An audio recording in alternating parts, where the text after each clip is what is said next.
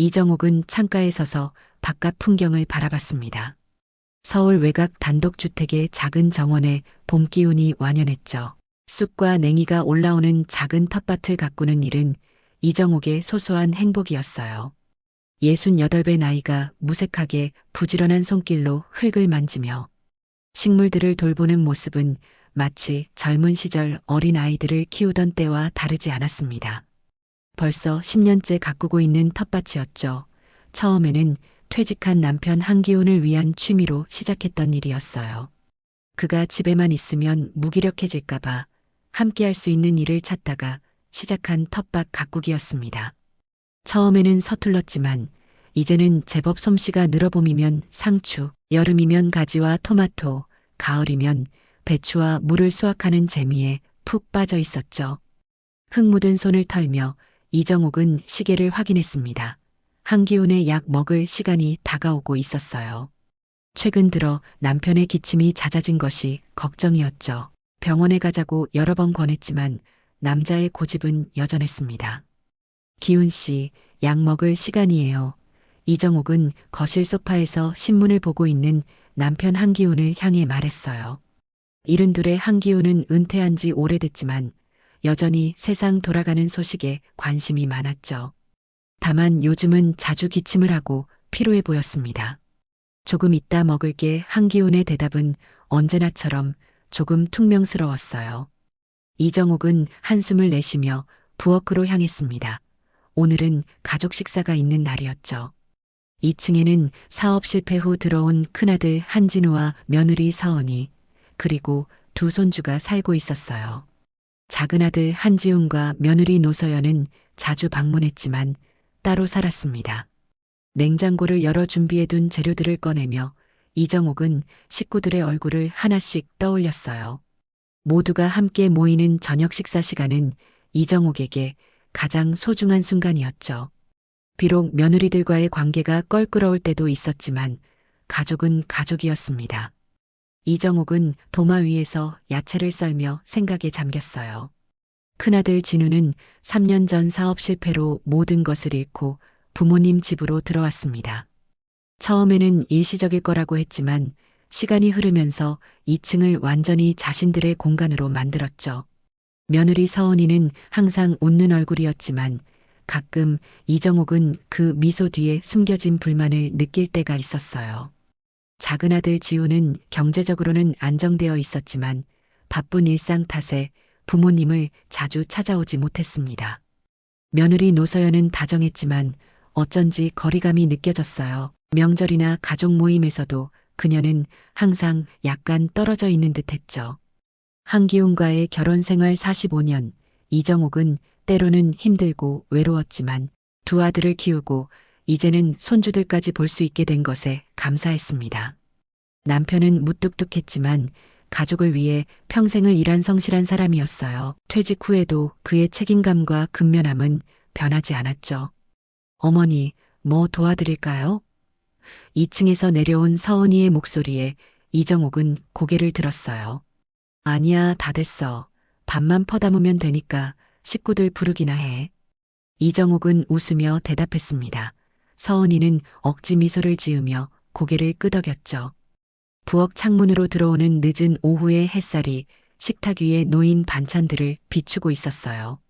평화로운 일상이 계속되길 바라는 마음으로 이정옥은 마지막 요리에 집중했습니다. 이정옥은 식탁에 마지막 접시를 놓으며 만족스러운 미소를 지었어요. 불고기, 된장찌개, 각종 나물과 김치까지. 오늘 저녁 식사는 특별했습니다. 한지훈이 승진했다는 소식을 들은 날이었거든요. 비록 지훈은 겸손하게 별거 아니라고 했지만 이정옥은 자식의 성공이 자랑스러웠죠. 창밖으로 석양이 붉게 물들고 있었습니다. 봄날의 저녁은 유독 아름다웠어요. 이정옥은 문득 이 평화로운 순간이 얼마나 소중한지 깨달았죠. 하지만 어쩐지 마음 한구석에는 불안함이 자리 잡고 있었습니다. 한기훈의 기침 소리가 더 거칠어진 것 같았어요. 한기훈이 또 기침을 합니다. 예전보다 기침 소리가 더 거칠어진 것 같아 이정옥은 마음이 불편했어요. 하지만 병원에 가자는 말을 꺼낼 때마다 한기훈은 괜찮다며 손사래를 쳤죠. 곧 가족들이 모여 식사를 시작했습니다. 손주들의 제잘거림, 아들들의 대화, 며느리들의 수다. 이정옥은 그 모든 소리가 좋았어요. 식탁 위 밥그릇을 채우던 이정옥의 손이 멈췄습니다. 한기훈이 갑자기 숨을 헐떡이기 시작했어요. 얼굴이 하얗게 질려 있었죠. 여보, 괜찮아요? 이정옥의 목소리가 떨렸습니다. 한기훈은 대답하지 못했어요. 대신 가슴을 움켜쥐며 고통스러운 표정을 지었죠. 그리고 의자에서 미끄러져 내려가기 시작했습니다. 온 가족이 놀라 자리에서 일어났어요. 손주들은 갑작스러운 상황에 겁에 질려 울음을 터뜨렸습니다. 식탁 위에 따뜻한 음식들은 순식간에 차가워졌죠.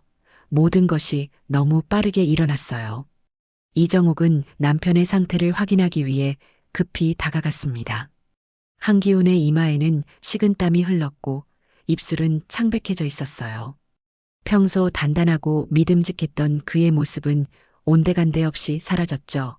이정옥의 가슴은 철렁 내려앉았습니다. 아버지. 한진우가 벌떡 일어났어요.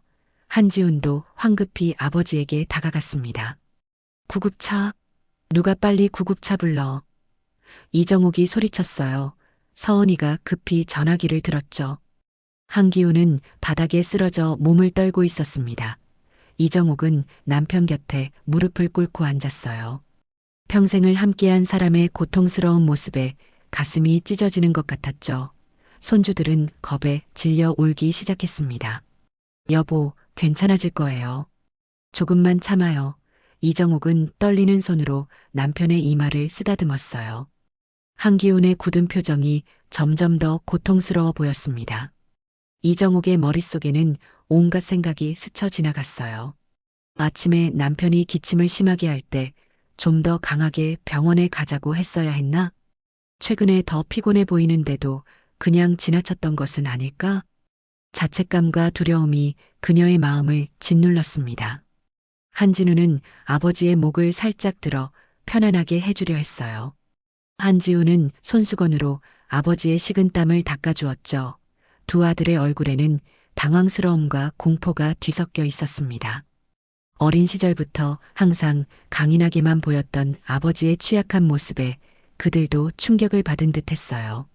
서은이는 구급대원과 통화하며 상황을 설명하고 있었습니다.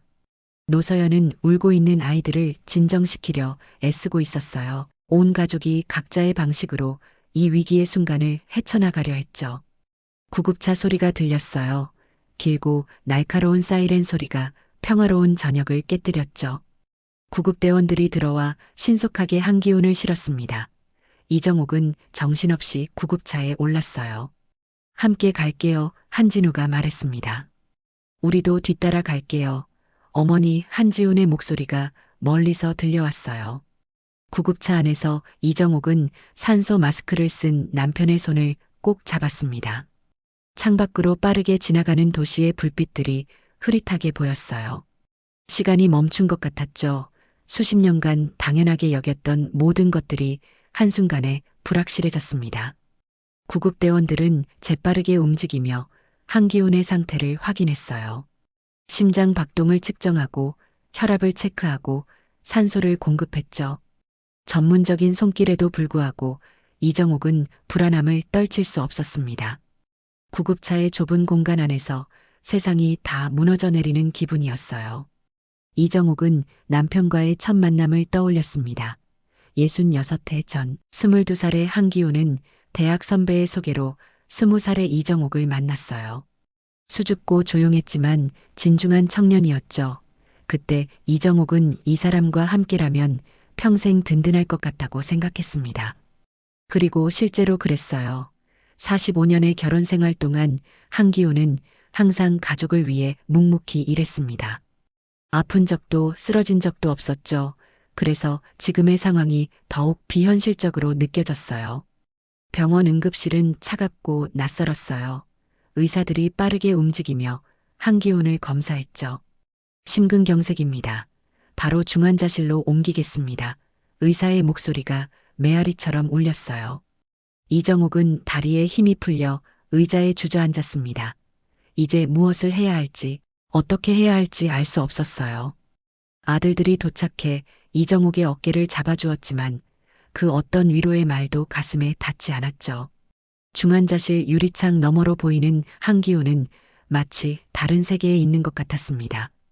각종 기계와 선에 둘러싸인 남편의 모습에 이정옥은 눈물을 참을 수 없었어요. 커피라도 마시고 올게요. 이정옥은 오랜 병원 대기에 지친 몸을 일으켰습니다. 아들들과 며느리들은 대기실 의자에 앉아 각자의 생각에 잠겨 있었어요. 복도를 걸어가던 이정옥의 발걸음이 문득 멈췄죠. 자판기 근처 작은 휴게 공간에서 들려오는 목소리, 아들들과 며느리들의 목소리였습니다. 이정옥은 본능적으로 벽 뒤로 몸을 숨겼어요. 아버지 상태가 심각해 보여 한진우의 목소리였죠. 만약 최악의 상황이 온다면 보험금은 어떻게 되는 거야? 서은이의 질문에 이정옥의 심장이 철렁 내려앉았습니다. 아버지 명의로 된 생명보험이 꽤 큰데 우리 형제가 나눠 갖게 되겠지. 한지훈의 대답이 차갑게 들려왔어요. 집이랑 땅은 어떻게 할 거고? 노서연의 목소리가 이어졌죠. 어머니를 어떻게 모실지 그게 문제지. 우리 집 2층은 이미 좁아. 한진우의 말에 서은이가 한숨을 쉬었습니다. 요양원도 괜찮은 곳이 많대요. 우리가 자주 찾아뵙고. 서은이의 말이 계속됐어요. 이정옥의 손에서 커피컵이 떨어졌습니다.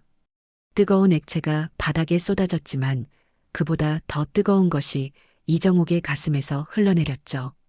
소리에 놀란 가족들이 모습을 드러냈어요. 어머니 한진우의 얼굴이 창백해졌습니다. 이정옥은 아무 말도 하지 못했어요.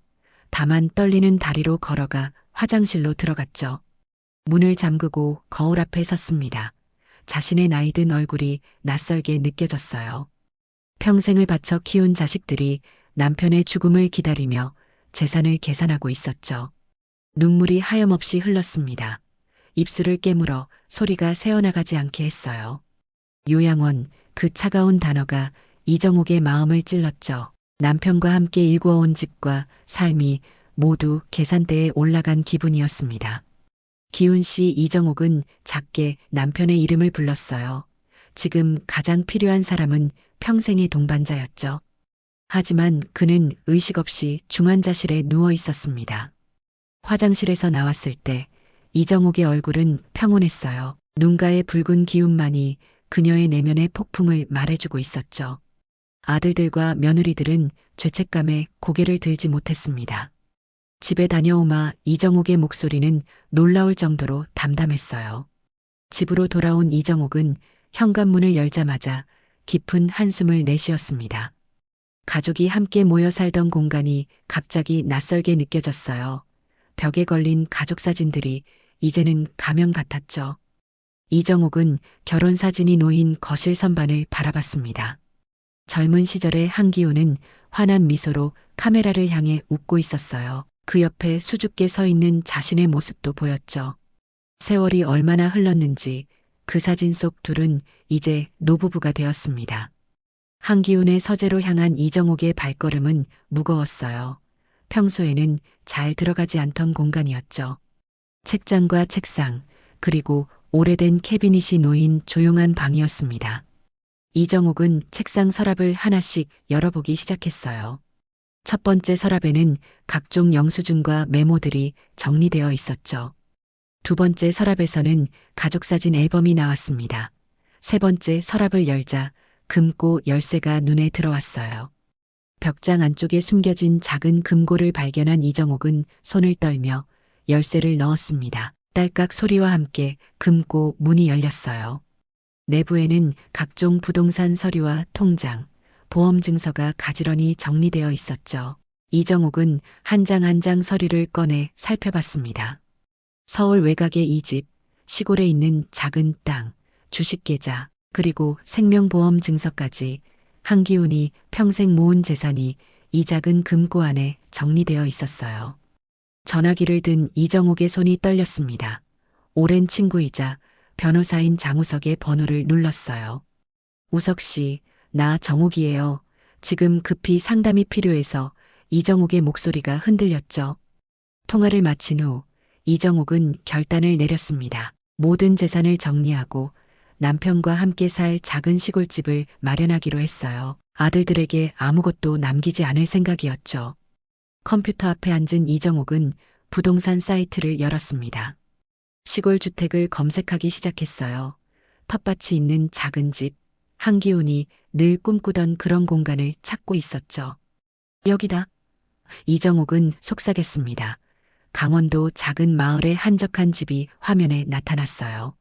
넓은 텃밭과 아담한 규모의 집, 은퇴 후 한기훈이 종종 이야기하던 그런 곳이었죠. 부동산 중개사에게 전화를 걸어 상담을 마친 이정옥은 가방을 챙겨 다시 병원으로 향했습니다. 이제 그녀에게는 계획이 있었어요. 남편이 깨어날 것이라는 희망과 함께 새로운 시작을 준비하는 용기가 솟아났죠. 병원 중환자실 앞 딱딱한 의자에 앉은 이정옥의 얼굴에는 피로가 가득했습니다. 3일째 계속되는 병간호로 눈 밑에 짙은 그늘이 내려앉았지만 그녀의 눈빛만은 흔들림이 없었어요. 면회 시간이 되자 이정옥은 가운과 마스크, 장갑을 착용하고 중환자실로 들어갔습니다. 온갖 기계에 둘러싸인 한기훈은 여전히 의식이 없었어요. 심장 박동을 알리는 규칙적인 소리만이 방안을 채우고 있었죠. 기훈 씨, 나왔어요. 이정옥은 남편의 손을 살며시 잡았습니다. 차갑고 움직임 없는 손이었지만 그녀는 자신의 온기를 전하듯 꼭 쥐었어요. 오늘 좋은 소식이 있어요. 우리가 늘 꿈꿔왔던 그 시골집 찾았어요. 이정옥의 목소리는 부드럽게 이어졌습니다. 강원도 작은 마을에 있는 집인데 텃밭도 넓고 공기도 정말 좋대요. 당신이 좋아하는 감자랑 상추도 심을 수 있고요. 한기훈의 얼굴에는 아무런 반응이 없었지만 이정옥은 계속해서 이야기했어요. 마치 평범한 저녁, 식탁에서 대화를 나누듯 자연스럽게 말을 이어갔죠. 우리 집은 매각하기로 했어요. 아이들은 이제 각자 살 수 있을 만큼 컸으니까 걱정 안 해도 돼요. 우리끼리 조용히 시골에서 살아요. 당신 건강도 좋아질 거고. 이정옥의 목소리가 살짝 떨렸습니다. 창밖으로 보이는 병원 정원의 나무들이 봄바람에 흔들렸어요. 이정옥은 잠시 시선을 돌려 깊은 숨을 들이마셨죠. 다시 한기훈을 바라보며 미소 지었습니다. 집에 있는 당신 낚싯대도 가져갈 거예요. 마을 근처에 작은 저수지가 있대요. 거기서 낚시도 할 수 있을 거예요. 아침에는 텃밭에서 일하고 오후에는 함께 산책하고. 이정옥은 상상 속에서 그려보는 미래를 하나하나 들려주었어요. 간호사가 들어와 한기훈의 상태를 확인했습니다. 상태는 안정적이에요. 의식이 돌아오기를 기다려야죠. 간호사의 말에 이정옥은 고개를 끄덕였어요. 면회 시간이 끝나고 복도로 나온 이정옥은 문득 아들들의 모습이 보이지 않는다는 것을 깨달았습니다. 병원에 온 첫날 이후로 한진우와 한지우는 잠깐씩만 들러 아버지의 상태를 확인하고 바쁘다며 돌아갔어요. 며느리들은 아예 모습을 보이지 않았죠. 이정옥은 병원 로비 벤치에 앉아 전화기를 꺼냈습니다. 부동산 계약과 관련된 메시지가 와 있었어요. 이정옥은 결심한 듯 답장을 보냈죠. 내일 계약하러 가겠습니다. 열흘째 되는 날 한기훈의 상태에 작은 변화가 생겼습니다. 이정옥이 손을 잡고 있을 때 한기훈의 손가락이 미세하게 움직였어요. 그 순간 이정옥의 심장은 마치 폭풍우 치는 바다처럼 요동쳤죠. 기훈 씨, 내 말 들려요? 이정옥은 흥분된 목소리로 물었습니다. 한기훈의 눈꺼풀이 희미하게 떨렸어요. 이정옥은 즉시 간호사를 불렀죠. 의사들이 달려와 한기훈을 검사했습니다. 의식이 돌아오기 시작했네요. 좋은 징후입니다. 의사의 말에 이정옥은 눈물을 참을 수 없었어요. 집으로 돌아온 이정옥은 시골집 계약서를 정리하며 미소를 지었습니다. 내일이면 모든 서류 작업이 완료되고 한기훈이 회복되면 바로 이사할 수 있을 거예요. 남편의 희미한 반응이 그녀에게 큰 희망을 안겨주었죠. 부산스럽게 짐을 정리하던 이정옥의 귀에 현관문 소리가 들렸습니다. 큰 며느리 서은이었어요. 어머니, 저 왔어요. 필요한 거 있으세요? 서은이가 거실로 들어섰습니다. 이정욱은 서류들을 급히 서랍에 넣었어요. 아니, 없어. 내 아버지 상태가 조금 나아졌어. 손가락을 움직였어. 이정욱의 목소리에는 기쁨이 담겨 있었죠. 정말요? 다행이네요. 서은이의 반응은 이상하게 냉담했습니다. 이정욱은 의아한 표정으로 며느리를 바라봤어요. 아버님 보험 관련해서 지훈 오빠가 알아보는 중이라는데 서은이가 무심코 던진 한마디에 이정욱의 표정이 굳었습니다. 무슨 보험? 이정욱이 물었어요. 아, 그냥 병원비 관련해서요. 서은이가 당황한 듯 말을 돌렸죠. 하지만 이미 때는 늦었습니다. 저녁 작은 아들 한지훈이 찾아왔어요. 어머니, 아버지 상태가 나아졌다면서요? 한지훈은 미소 지으며 물었습니다. 그래, 내일 병원 가면 더 자세히 알 수 있을 거야. 이정욱은 차분히 대답했어요. 그런데 어머니, 최근에 서재에 들어가셨나요? 한지훈의 질문에 이정욱의 심장이 빠르게 뛰기 시작했습니다. 왜 그런 질문을 하니? 이정욱이 되물었어요. 아니, 제가 아버지 보험 서류를 확인하려고 했는데 금고가 열려 있더라고요. 서류들도 없고. 한지훈의 말에 이정욱은 심호흡을 했습니다. 방으로 들어간 이정욱은 침대 밑에서 작은 녹음기를 꺼냈어요. 병원 복도에서 들었던 대화를 녹음해 두었던 것이죠. 그리고 다시 거실로 나왔습니다. 지훈아, 내 아버지가 왜 병원에 계시지? 이정욱이 물었어요. 네. 당연히 심근경색으로 한지훈이 당황한 목소리로 대답했습니다. 그런데 왜 보험 이야기가 먼저 나오니? 이정욱의 눈에서 차가운 빛이 번쩍였어요. 한지훈은 아무 말도 하지 못한 채 고개를 숙였습니다. 이튿날 아침, 이정욱은 두 아들에게 전화를 걸었습니다. 오늘 저녁에 집으로 와, 할 말이 있어. 짧고 단호한 목소리였어요. 해가 질 무렵 한진우와 한지훈이 차례로 도착했습니다. 며느리들은 오지 않았어요. 거실 소파에 앉은 두 아들의 표정은 불안해 보였죠. 아버지 상태는 어떠세요? 한진우가 조심스레 물었습니다. 좋아지고 있어. 오늘은 눈도 떴어. 이정욱의 대답은 담담했어요. 실제로 한기훈은 오늘 처음으로 의식을 되찾아 이정욱을 알아보았습니다. 거실 테이블 위에는 서류 더미가 놓여 있었어요. 이정욱은 천천히 서류들을 펼쳤죠. 이게 뭐지? 한진우가 물었습니다. 우리 집 매각 계약서야. 어제 서명했어. 이정욱의 말에 두 아들의 눈이 크게 떠졌어요. 어머니, 무슨 말씀이세요? 왜 갑자기 한지훈이 놀란 목소리로 물었습니다. 이정욱은 대답 대신 작은 녹음기를 꺼내 재생 버튼을 눌렀어요. 병원 복도에서 들었던 아들들과 며느리들의 대화가 선명하게 흘러나왔죠. 아버지 상태가 심각해 보여. 만약 최악의 상황이 온다면 보험금은 어떻게 되는 거야? 아버지 명의로 된 생명보험이 꽤 큰데 우리 형제가 나눠 갖게 되겠지. 집이랑 땅은 어떻게 할 거고 어머니를 어떻게 모실지 그게 문제지. 우리 집 2층은 이미 좁아. 요양원도 괜찮은 곳이 많대요. 우리가 자주 찾아뵙고. 녹음이 끝나자 방 안은 무거운 침묵에 잠겼습니다. 두 아들의 얼굴은 창백했어요. 이게 그날 병실 앞에서 내가 들은 진짜 너희들의 목소리야. 이정욱의 목소리는 나직했지만 단단했습니다. 어머니, 우리가 한진우가 말을 꺼내려 했지만 이정욱은 손을 들어 제지했습니다. 더 이상 변명은 필요 없어. 나는 이미 결정했어. 이정욱의 목소리는 단호했어요. 이 집은 다음 주에 새 주인에게 넘어가. 너희들은 한 달 안에 나가야 해. 한지우는 무릎을 꿇었습니다. 눈가에 눈물이 고였어요. 어머니, 정말 죄송합니다. 저희가 잘못했어요. 그런 생각을 한 것만으로도 부끄럽습니다. 한진우도 고개를 깊이 숙였죠. 용서해 주세요. 어머니, 우리가 너무 경솔했어요. 그런 말들을 한 것이 정말 죄송합니다. 이정욱은 두 아들을 바라봤습니다. 어린 시절, 자전거를 타다 넘어진 아이들을, 시험에 떨어져 울던 아이들을, 결혼식장에서 떨리는 손으로 꽃을 달던 아이들을 떠올렸어요. 그 기억들이 가슴을 아프게 했죠. 난 내 아버지와 시골로 갈 거야. 조용히 둘이서 남은 생을 보낼 거고 이정옥은 한숨을 내쉬었습니다. 너희에게 실망했다는 말은 하지 않을게. 다만 사람이 어떻게 그렇게 변할 수 있는지 모르겠구나. 침묵이 방 안을 가득 채웠어요. 이정옥은 창밖으로 시선을 돌렸습니다. 어둠이 내린 하늘의 별들이 하나둘 빛나기 시작했죠.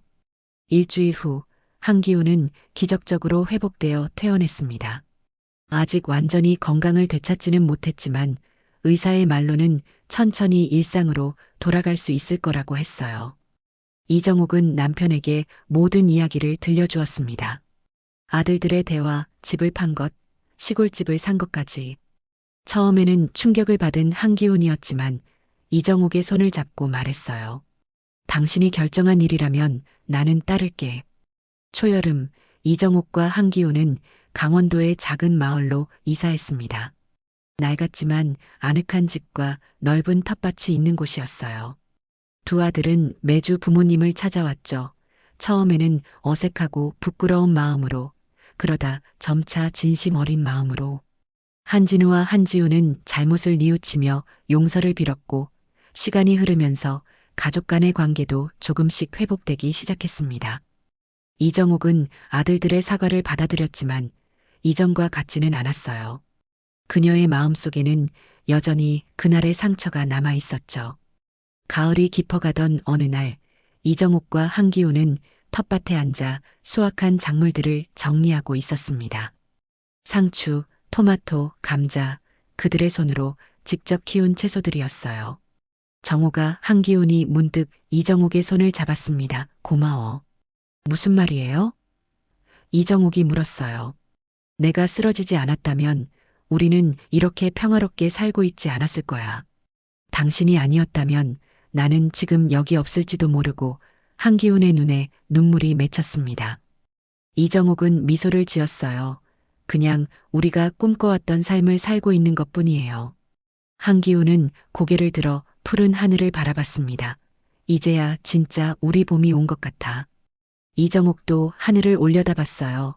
가을이 깊어가는 시간이었지만 그들의 마음속에는 새로운 시작의 봄이 피어나고 있었죠. 텃밭에 심은 씨앗들처럼 상처받은 가족의 관계도 서서히 싹을 틔우고 있었습니다. 멀리서 한진우와 한지훈이 찾아오는 모습이 보였어요. 이번에는 손주들도 함께였죠. 이정옥은 한기훈의 손을 꼭 잡았습니다. 어쩌면 용서와 화해의 시간이 조금씩 다가오고 있는지도 몰랐어요. 텃밭에 핀 늦가을 꽃들이 바람에 살랑거렸습니다. 이정옥의 마음에도 작은 꽃이 피어났어요. 아픔 끝에 찾아온 평화, 그것이 바로 그들의 봄이었죠.